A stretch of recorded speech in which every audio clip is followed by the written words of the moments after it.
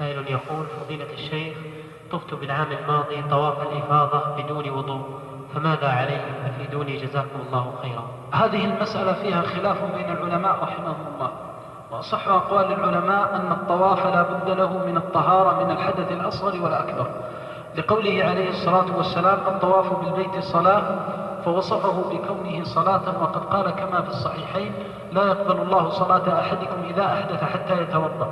ولقوله عليه الصلاة والسلام لأم المؤمنين عائشة: اصنعي ما يصنع الحاج غير ألا تطوفي بالبيت، فمنعها من الطواف بالبيت لعدم وجود الشرط وهو الطهارة من الحدث الأكبر، فدل هذا على أن الطواف لا يصح إلا بطهارة.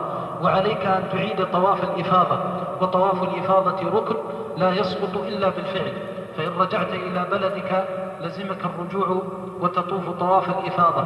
فإن وقع جماع قبل إعادتك لهذا الطواف فإنك تأتي بعمرة، وحينئذ تؤدي طواف الإفاضة أولا، ثم تؤدي بعد ذلك طوافك عن العمرة حتى يقع طوافك بالنسك الصحيح، والله تعالى أعلم.